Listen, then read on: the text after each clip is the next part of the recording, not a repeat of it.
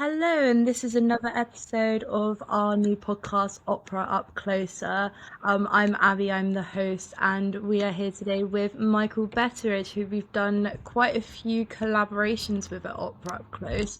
Michael, would you be able to introduce yourself and just the sort of lines of work that you do? Yeah, thanks, Andy. It's great to be here. Thank you for inviting me on the podcast. So I'm a composer, and that often can mean a lot of different things. My work ranges, like a lot of composers' work will do, from creating work for professionals in the concert hall all the way through to teaching and workshops. But what I'm particularly passionate about is working in settings that involve some level of participation, engagement, it's work that's socially engaged that allows people who might not stumble across or have the opportunity to work in opera and classical music the chance to give something a go. I mean, that's so cool because it just aligns so much with what Opera Up Close stands for as well. I mean, it's probably why we've had so many great collaborations with you in the past.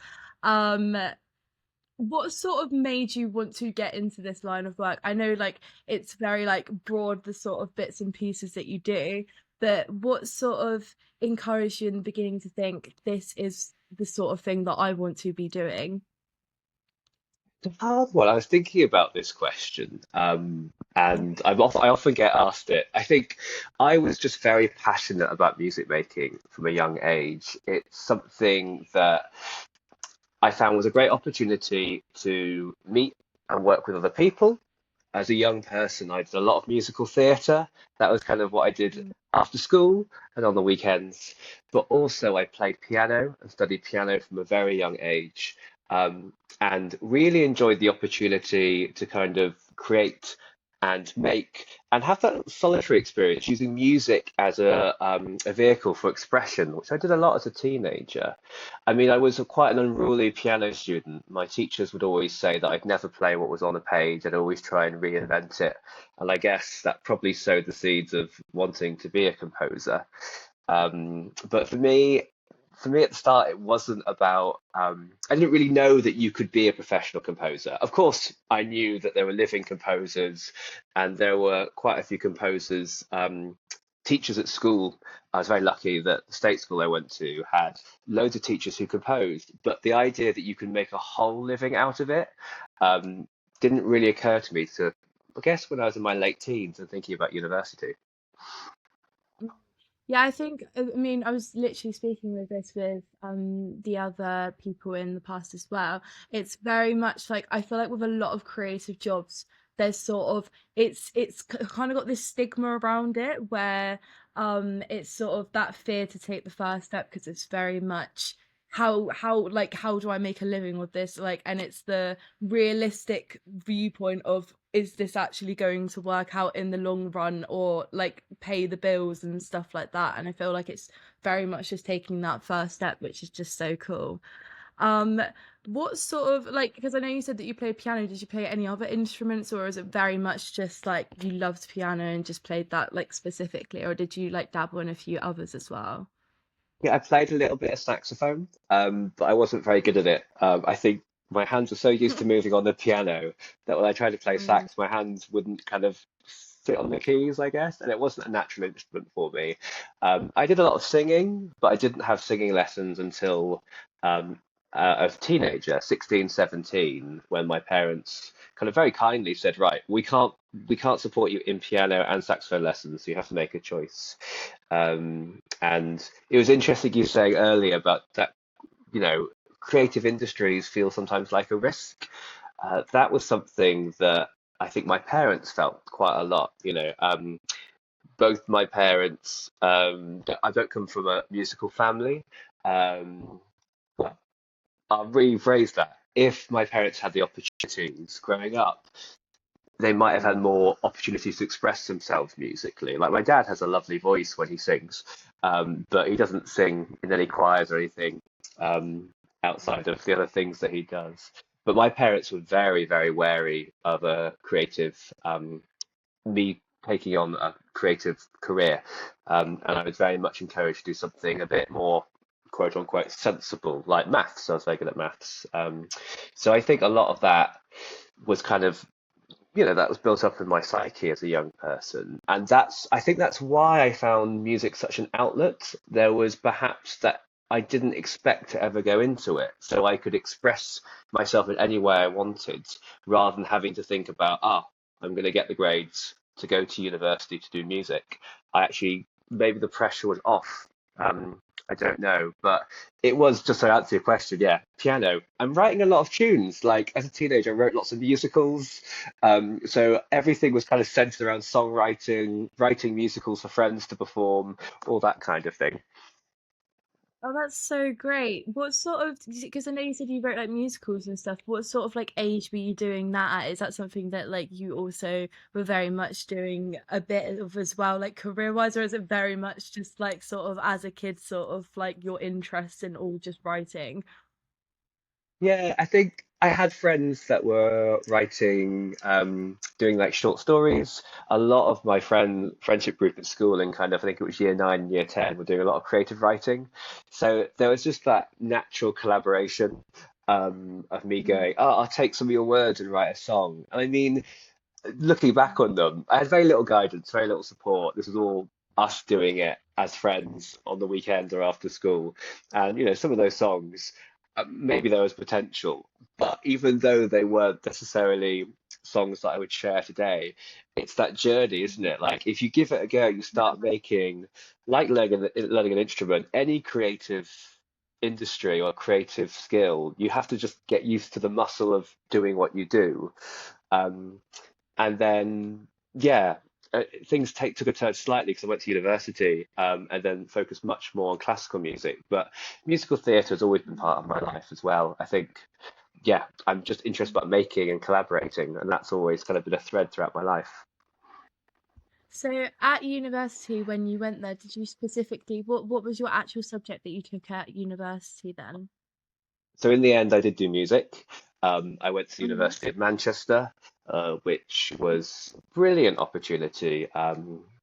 There was, I met, I still have very close friends from there, and really lovely course. It felt like a bit of a baptism of fire. A lot of people, as sometimes is the way in classical music, knew each other already from playing in the local youth orchestra or doing a summer school together. So it did feel like a little bit, you know, hitting the road and kind of having to go full whack and learn and study. But it was a beautiful place to study, and I, still have very strong connections to Manchester. Oh no, that's so lovely. That's so great to hear as well. With with university, did you go straight into work afterwards, or did you do any volunteer work? Like what sort of things were you doing to start off your creative career, do you think? Yeah, that's a really great question. And I think reflecting back, it seems like such a long time ago. I guess it was 10, 15 years ago now, more than that, 16 years ago. Um, but I think if I look back at graduating, I did lots of great things at university, but I was a bit of a jack of all trades. I did a little bit of everything, and some things I was better at than others. I think it's quite hard to immediately go into a composition career and be able to make a living just from creating music. A lot of young people coming out of the education system might teach, they might be workshop leaders, they might have kind of arts administration job. I was really lucky. I got a job with Birmingham Contemporary Music Group in their learning and participation department, learning department as it was called then. And I did 3 days a week there. One and a half of those days was spent shadowing workshop leaders, doing really innovative and interesting participant-led composition inspired by Birmingham Contemporary Music Group's um, programs, but also kind of getting to understand the nuts and bolts of how an arts organization works in the office. So that was kind of my main job, but I also did a little bit with Opera North. I did kind of their what was called the Opus scheme. We're talking kind of, this is 2010 now, it's a long time ago. But they had a great scheme devising opera with 7 to 11-year-olds with a whole team, a director, a composer, a designer. So I got to see the other side of kind of participation from the kind of more multidisciplinary art form that is opera that we all know. Um, so that bit of work with the BBC Philharmonic as well, shadowing. Just trying to see everything, like try and do a little bit of everything, take risks, and where I was able to volunteer or find paid work, there was more paid opportunities back then than there are now, sadly. So it's very, I was lucky in that regard. Um, but yeah, tried a little bit of everything.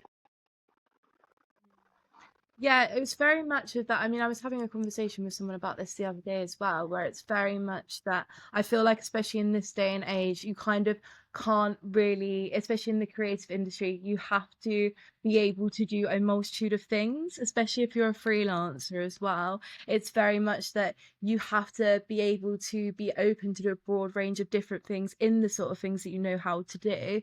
Or else you're not going to be able to find like the sort of back to back lined up work that does pay the bills and stuff like that.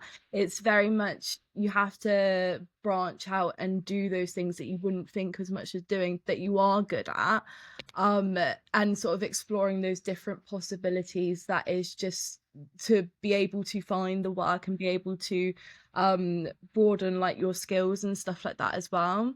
Like I think it's a lot of people don't really talk about the fact that um you can go into a certain career, but you have to be able to be knowledgeable in lots of different areas to be able to work successfully, especially as a freelancer. Yeah, I hear you. I think it is having that diverse skill set and being open to trying new things, especially early on in one's Mhm, career. I don't think, mhm, I think we're the education system and just kind of, I guess, human psyche kind of wants to compartmentalize things. So to be an artist means to be like X or Y who came before me. And actually, every creative needs to forge their own path and find their own way of working, and that takes time. It should be a marathon, not a sprint. But also, I think it's really important to acknowledge that it is tougher now. There are more people coming out of creative degrees, if that's the route they're taking. Creativity for a long time was placed at the center of a lot of curriculums, or the center of the curriculum. But there's, you know, because of the funding landscape now, it is so much harder. And, again, I said earlier, I was lucky in 2010. There are paid opportunities to shadow. There are fewer people doing the work. I think, those of us in our 30s and older have to acknowledge the challenges that there are in the sector now and do everything we can to hopefully support the next generation of makers and creatives. No, 100% definitely. And I think with that as well, like you said as well, where you're working with the younger generation, I think it's so important the work we do, especially at a younger stage, and like doing the workshops and doing like the different little creative bits and pieces with that younger generation, because I feel like you said before, it's very much the creative industry nowadays is very different to what it used to be like 20 to 30 years ago, where the funding just isn't there anymore and there isn't as many things to do. When it comes to, I was speaking to someone before about actual youth centers and stuff like that, and like arts and crafts, and actually like theater groups and stuff like that. And there has been, like a sort of drought in those sort of funding in those sort of areas, especially for like younger kids. But I think it's so important as well with like their development stages as well, like being able to give that to them at such a young age, so that they can explore those creative ideas and their imagination and broaden that for them at the younger point, before they get to the point where they can then decide, oh, this is what I like. I really like doing this. I want to carry on doing this. Yeah, I think we also need to be really mindful of where those opportunities are. I was going to say without getting too political, but art always, I mean, the world is political. We live, everything we do is politics to a certain extent. But I think we have to again acknowledge, you know, a classical music sector in particular. There's a lot of organizations doing great stuff. OperaUpCloser, for example, it's all about that, making immediate, visceral, kind of intimate works for smaller audiences in places that are historically underserved across the country, but equally inviting people into the process of making and making high quality work. Um, but if you are based in an urban centre, for example, Manchester, if you are, fortunate enough, yeah, to be in an urban centre where there's a lot of activity. If you're supported by your parents, if there's financial support at home or a partner, all those kind of things, I think, wealth inequality is getting worse in in England, and with the cuts to arts, that does mean that we have to fight harder to ensure it reaches as many people as possible. It's everyone's right to access culture, and classical music is a part of that. And if we don't give people who might be harder to reach, who might not be able to access the same opportunities as someone in a more privileged position, um, then yeah, we are doing a disservice to the wider ecosystem of classical music, and more importantly, making sure that everyone has the opportunity to get involved like they should, and missing out on talent. Like, we want that diversity of thought. It's just making sure it's accessible to everyone. That's the whole point of it, I think. Like you said, it's just being able to give it to those people as well who might not have like thoughts to have ever gone to the opera, for example. It's very much like we're making these operas and stuff like that, that anyone could watch. There's such a stigma, I think, around classical music and around opera and stuff like that. There's only for like a certain type of people, and I feel like with by making it more accessible and by making it more contemporary and by adding twists to it, like what we do with like our productions and stuff like that, we're allowing people who wouldn't have thought to go to the opera or go to the theatre before, and being like, oh, this is affordable and there's cool stuff in this that I never would have thought would have been in the opera. For example, like when we just did Riders to the Sea, and there was like projection and stuff like that, and you would never have like pictured that when you think to yourself the stigma and the actual first thought that comes into your brain when you think of the opera. You think of like the English National Opera, where like it's one woman stood on the stage sort of thing, and that's like very much the big stigma behind it, when it's so like far from that. Yeah, I think it's thinking about opera could be, I mean, opera like theatre. I mean, I always say, we are the country of Shakespeare. We're a very theatre-led nation. Germany has classical music, perhaps as a starting point, maybe. We're very theatre-led and words-led. But theatre can be so diverse, and opera's exactly the same. I always say to people who perhaps, when they ask me, where do I start? It's like, well, what do you like? Do you want something kind of that's got great tunes, that's got a really good story? Do you want like just a really cool night out? So really fun, frothy, silly, entertaining night out? Or do you want to kind of do something like be really cerebral and think and have something moody and dark and intimate, like our Riders to the Sea, which is an intense evening um, of opera and performance, but different audiences want different things, and not, people don't want just the same thing all the time, of course, but like all culture, opera, and all art forms, opera offers so much. And yeah, I think it's, as you were saying earlier, it's making sure that people have the opportunity. So even if they don't like it, that's fine, but making sure people have access to it. Um, yeah. So along the lines of that, I was just going to say, what sort of things in your career would you say is like your top moment? So the highlights of your career, whether that's your top three moments, something that just really stood out to you, something that, you're really proud to sort of show that that's your work. Goodness. I'm really lucky that there's been quite a few. When you kind of sent the questions in advance, Abby, for me to have a think about, this was the hardest one because I just realized how lucky I've been doing so many different things.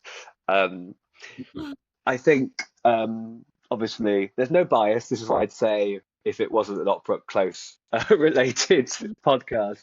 But the Riders to the Sea project, The Last Bit of the Moon, was really, really beautiful. And I say that because I'm really proud of what we created together. The finished product was something really striking, beautiful. That it was a conversation with the past. It was taking existing opera, and reinventing it and kind of placing it within the 21st century. But I think more importantly, it's about that layer of access and layers of participation within the process, which feels really bold for a small to medium-sized Yeah. company like OperaUpCloser is. That libretto was co-created quite like gently with a lot of exploration. And in this time where we're kind of living in budgets are stretched and we want to move quite quickly sometimes when we're making. I feel that we really took our time to create something that had layers of participation, the libretto writing.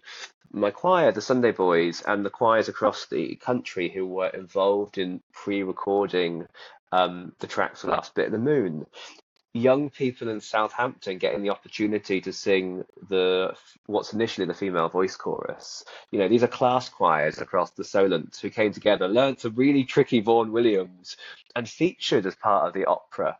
Um, and then, of course, reaching audiences in parts of the country where we wouldn't see work like this, taking it to places like Blackpool. And we were there with the Sunday Boys as part of that performance and speaking to people I know going, goodness, I haven't seen anything like this.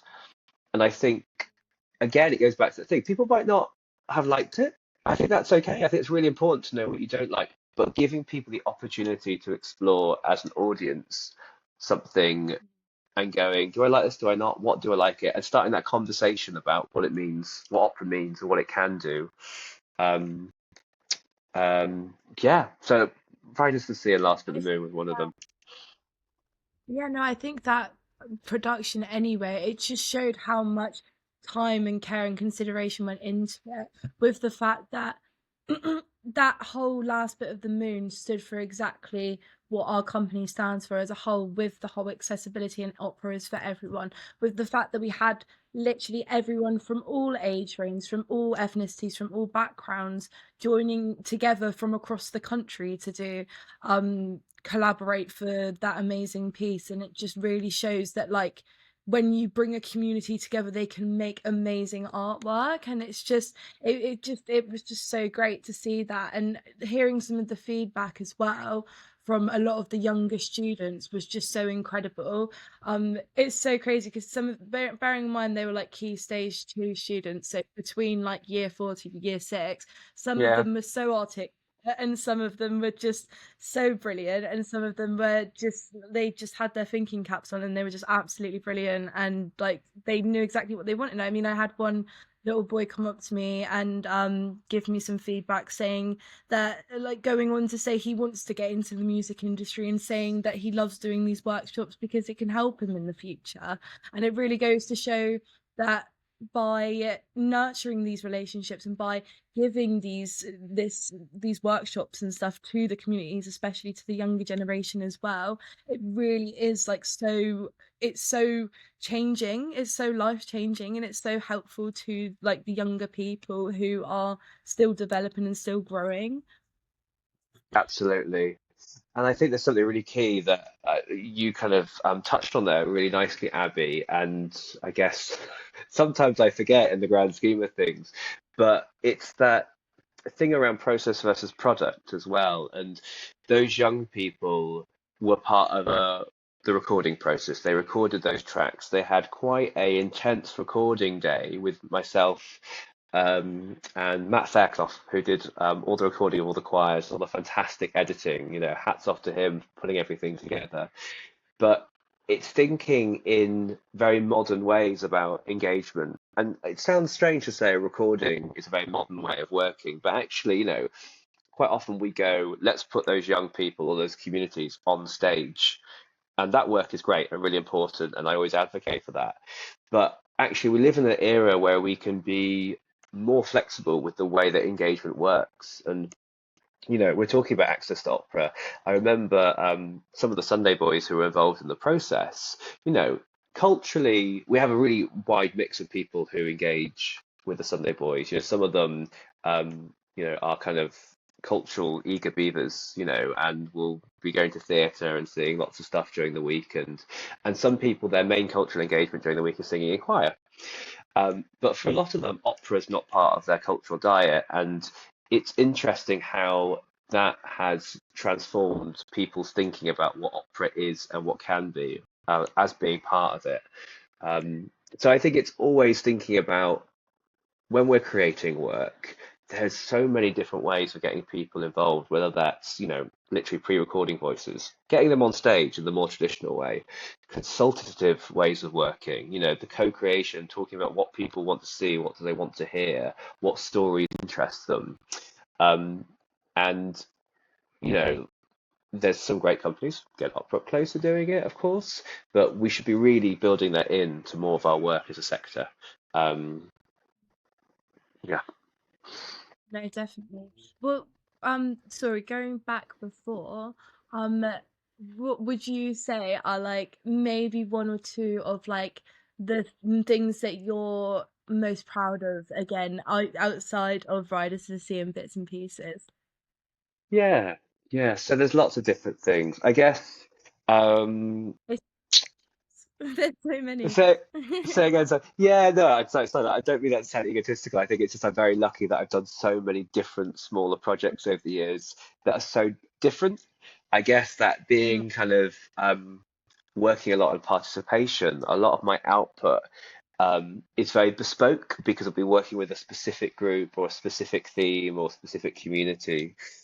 Um, One of the pieces I'm most proud of, I think, is a digital opera called Operatic or Operatic. Depends. We never decided exactly how one should say it. We leave that open to the audience.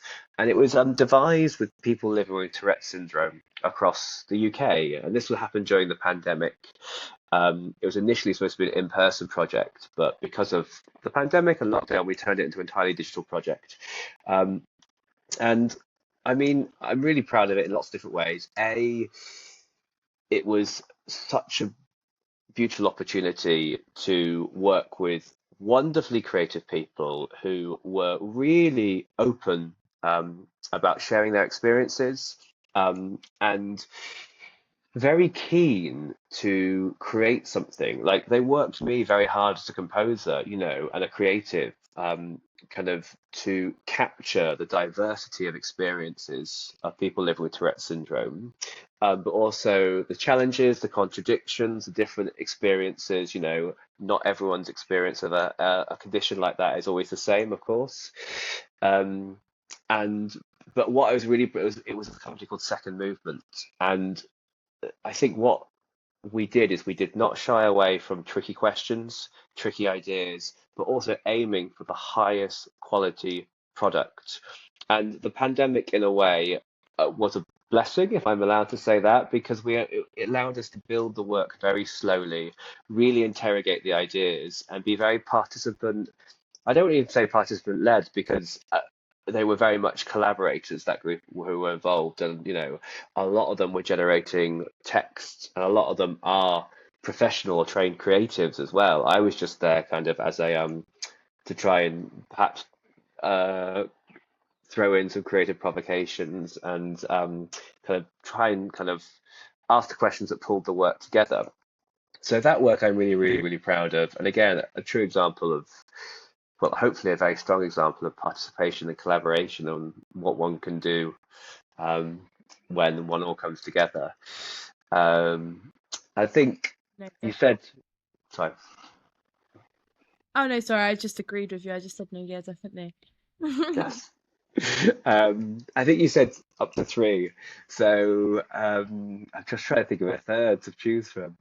I was very lucky that actually very recently English touring opera have just finished a run of a children's opera called The Vanishing Forest that I was the composer on, um, working with a very dear friend, librettist Jonathan Ainscough.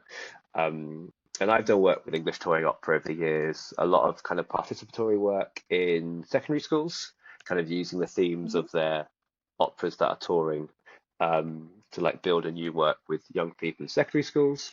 But mhm, a couple of years ago, I was invited to write one of these children's operas that tours primary schools and venues across mhm, England.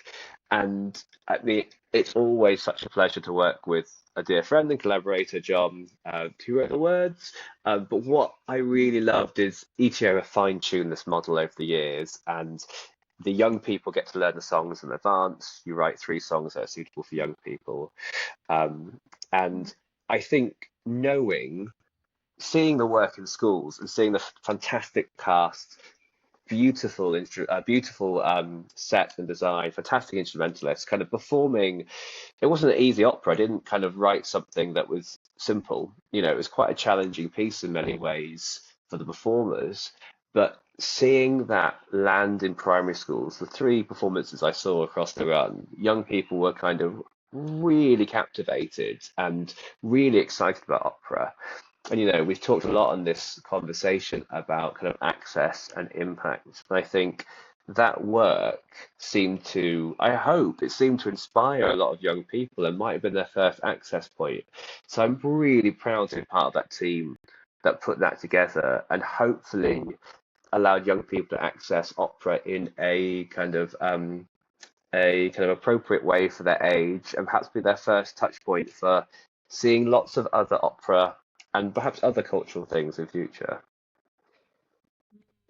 No, that's so lovely. I love that. I'm gonna go check that out. That actually looks so cool. Um, what sort of are you doing any projects at the moment, or is there anything coming up that you're sort of, interested in promoting or sort of having a conversation about at all? Yeah, so there's a lot of projects I'm doing that are kind of at the early stages. Hmm. And are yeah, that kind of infancy stage. But one in particular, which I've done a lot of the participatory work around, and now it's kind of soon to go on the road, is I've been working with the pianist Claire Hammond, working in prisons, um, to work with those in the criminal justice system to co-create two new short piano pieces for her program. Claire does a lot of performances in prisons. She's got this fantastic program of work that she delivers in prisons across the Southwest and the Midlands. Um, and she wanted to work with a composer to create a new piece that was co-created with those in the criminal justice system, so that her program, when she took her program of work, of piano work, into prisons, there was representation within her program of her audiences. But not Mm. just that, those pieces are going to be presented as part of her concert series next season, 2025 and 2026. Because it's work that she's really passionate about. And like a lot of the work that I do, I want what I'm creating to start a wider conversation about the communities that perhaps I'm working with, or a wider conversation about culture and the arts in general. Um, so I'm kind of working on just finishing the final drafts of those pieces. We did all the kind of collaboration with the participants in May and early June, which was there was a really rich um, activity, and it was really just there was something really beautiful about those co-creative spaces and working with people who hadn't had those opportunities before, especially in an environment that might not always be conducive to being creative. I obviously have very, if to little, no experience of prisons, apart from this work that we've been doing, but to get that group together and create a community within those prisons we were working in via music making and just kind of being able to share our, you know, the music we make and those participants kind of helping us generate material was such a yeah, I find it a very kind of very rewarding process. So we're taking those pieces into back to those prisons at the end of July to perform to the participants, as well as some of Claire's other program work, and then that will tour next year. So yeah, looking forward to that. I think that's such an interesting concept because I don't think I've ever heard of anything so similar. I mean, it's so interesting that it's sort of not something that you would usually think of, but it's very much like you are like it is helping people. I mean, like music should be accessible to all people, and I feel like that is such a especially in prisons and stuff like that. I mean, I don't personally know myself, but I feel like it isn't, there are some people in there who haven't had the opportunity to do stuff like that before, and I feel like that is such an interesting concept, especially to make up of a program. It sounds really, really cool. It sounds very interesting. Um, so with the work with Opera Up Close that you did with us, Mm. how would you say overall? I know you've spoken so highly of us, and I mean the work we've done with you is so brilliant. But on top of all of it, what would you say is your overall experience working with Opera Up Close, and sort of how you would rate us when it comes to other freelance workers working with us and stuff like that? OperaUpCloser have been absolutely amazing at balancing that artist-led approach with participation. I'm going to rephrase that actually. I don't think it is about balance. It's not about, balancing scales. It's actually around kind of thinking about the whole picture. How do we create a project that involves this existing work, Riders for the Sea? Mm. How do we lean into an artist's vision? It's not just one artist. It's not obviously just me as composer. How do we have a dialogue with a team about creating something that has these layers of participation, but also results in a tourable product? And sometimes, okay, I'm going to contradict myself. Sometimes it is about balance by the time you get to production, but in the kind of thinking and creation, um, you know, building, thinking big. How can we think big and be ambitious on a small scale?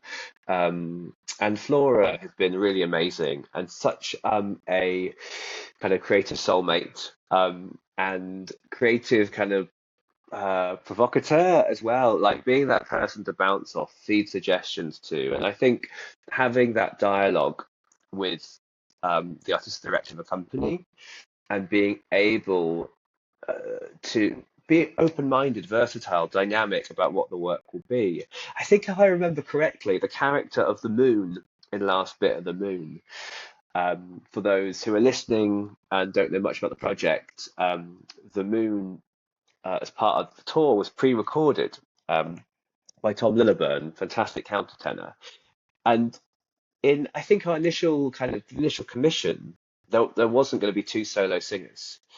And I think what I've really appreciated and just really admired, because this can be quite, it has impacts on budgets and production and planning, but Flora and the wider team's kind of openness to be led by a process and led by the need of what direction the work was going. Um, and that's something when you're working on this scale, especially, um, it's hard to find actually, because that planned continuation bias or that very strict budget you have to kind of stick to, which is important.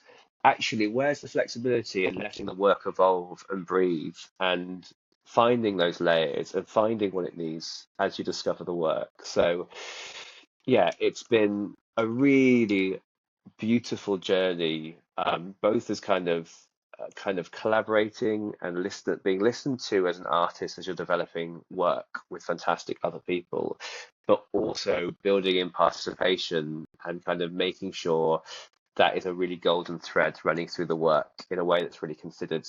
Um, so yeah, invite me again to do something. I'd love to. Yeah, that's very much, I mean, that's very similar to what actually me and, so I had a conversation with Robin Simon, who did the costumes for Riders to the Sea. Yep.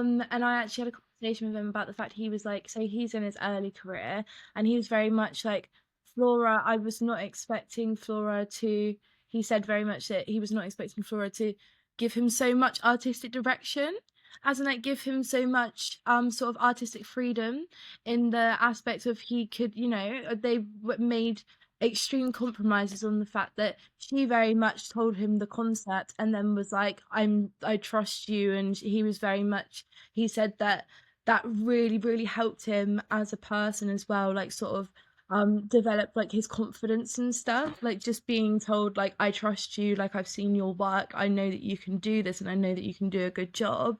And being able to have that freedom, I think, is just so nice, and Flora's just really, really, really great with that. I've seen a lot in the past, which is just so great to have in a creative company, and it's like a freelancer's dream. So it's absolutely brilliant. Um, this has been an absolutely brilliant conversation, and you've been so insightful and so helpful when it's come to talking about these sorts of topics. I mean, I agree with a lot of the things that you've been saying as well, so it's very much we're on the same level there. What would you sort of recommend to young people starting off in their career if they want to go in a similar direction to you? What sort of things would you recommend to them for their first steps into the career? I think the thing is, it's about being curious. I Mm, think I was quite naive, I think, when I was younger, or maybe just didn't know what I wanted to do, or maybe I was just, I don't know, over enthusiastic. You can never be too over enthusiastic. I think it's be curious, try things out, don't be afraid of getting things wrong, and take risks. My work with secondary schools, a lot of the minute, is that there's a real fear of getting things wrong when we're creating. So when I'm doing participatory work, it feels like people don't want to say the wrong answer, and I think that is so mm, limiting as a creative because we always make what we see are mistakes as mistakes when we're making, but it's not thinking about every project or everything you're making as the final thing. It's a wider conversation and a wider, again, it's that marathon, not a sprint that I talked about earlier. So it is that being curious, go out there, say yes to things, try things out. I would say don't be afraid of reaching out to organizations and artists you admire. If you are able to, going asking people to go for a coffee, talking about their work, kind of, I think there's so many creatives out there making, and take the Sunday Boys for example. We commission work, and I do a lot of research to try and find the right people for that work. But if someone reaches out to me and says, "Hello, this is who I am, this is my work, can we go for a mm, coffee and have a chat?" Or can you bear me in mind for a composition or a commission, mm, say? It might not come to anything straight away, but I might then recommend that person to someone else, or maybe 3 or 4 years down the line, there's the perfect opportunity. So the worst thing someone can do is say no or not answer an email. So my thing is always reach out, especially if that feels better for you to do, for one to do, than spend a lot of time on social media. I much prefer targeted emails to people I admire. And everyone also, it's really nice getting an email sometimes going, "I love the work you do. Can we chat?" Because sometimes it can be quite lonely on the other side. Um, and connected to that network, if you're able to go to events, I mean, it's a similar thing. Go and see things if you're able to. If you're, get on mailing lists for theatre companies, and like if you're a young or early career artist, there's quite a few mailing lists out there that will offer you free, cheap, or subsidized tickets. See stuff. Go to the after drinks if you're able to. I say this as an introvert. I know that stuff can be hard, but a network is really important, and that's fellow artists or people that might support your work. And yeah, if you could do the social media thing or online presence as much as you can, I think that's quite a good thing as well. I'm not very good at it. I have a mailing list. That's what I do well. I send an email 4 times a year to a large mailing list that I've cultivated over kind of 10 years. Um, but yeah, don't be afraid of sharing your process and sharing what you're up to. Like, I love reading about what young artists are doing online, and I find it really interesting and exciting. I learned a lot from it myself. So, yeah, be curious, try things out, reach out to people and network, and don't be afraid of that online presence and staying in touch digitally. Brilliant. Thank you so much for joining me today, Michael. This has been so, so pleasant. Thank you. Thank you so much.